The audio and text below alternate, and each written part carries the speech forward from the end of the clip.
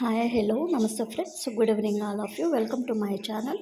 ఈరోజు రెసిపీ వచ్చేసి నేను నైట్ డిన్నర్లోకి ప్రిపేర్ చేస్తున్నాను అబ్బా. అదే కిడ్నీ బీన్స్ రాజ్మా అంటారు కదా, అది నేను ఇక్కడ 2 ఉల్లిపాయలు 2 పచ్చిమిరకాయలు అయితే తీసుకున్నాను.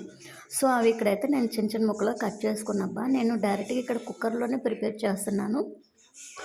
సో స్టవ్ పైన కుక్కర్ పెట్టి అది కొంచెం వేడెక్కిన తర్వాత ఒక స్పూన్ ఆయిల్ అయితే వేసానబ్బా.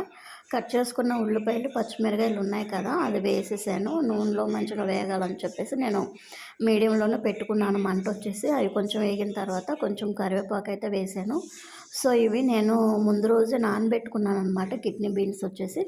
సో అవి అయితే ఇంకా నేను డైరెక్ట్గా ఇక్కడ వేసేస్తున్నాను. అవి కూడా నూనెలో బాగా వేగేలాగా కలుపుకున్న తర్వాత కొంచెం అల్లం వెల్లుల్లి పేస్ట్ వేస్తున్నాను అబ్బా. ఇక్కడ కొంచెం ఒక స్పూన్ కూడా ఉండదు, కొంచెం అనమాట, అది హాఫ్ స్పూన్ అనుకోండి, అది వేసాను. అది కూడా బాగా కలిసేలాగా కలుపుకొని ఇక్కడైతే కొంచెం పసుపు ఉప్పు కారం వేసాను. అవి కూడా బాగా కలుపుకున్న తర్వాత సరిపడా నీళ్ళు అయితే నేను వేసుకున్నానబ్బా. నేను ఇంకా డైరెక్ట్గా అయితే కనుక ఇక్కడ కుక్కర్లో పెట్టేస్తున్నాను. సో ఇక్కడైతే విజిల్ కూడా పెట్టేశాను. పక్కన చపాతీలు కూడా చేస్తున్నాను. చపాతీ షేప్ వచ్చేసి నాకు షేప్ రాదబ్బా చేయటం. సో ఇంకా అలాగే చేస్తాను. ఇదిగోండి కుక్కర్ అయితే నేను డైరెక్ట్గా విజిల్స్ వచ్చేసి నేను 10 విజిల్స్ వేయించానబ్బా.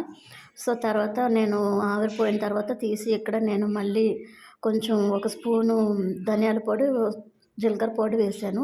సో ఇక్కడ మీకు చూపిస్తున్నాను కదా, శుభ్రంగా అయితే ఉడికిపోయినాయి. అంటే అందరూ వచ్చేసి ఉడకబెట్టుకున్న తర్వాత వేస్తారు, నేనైతే ఇలాగ డైరెక్ట్గానే వండానబ్బా.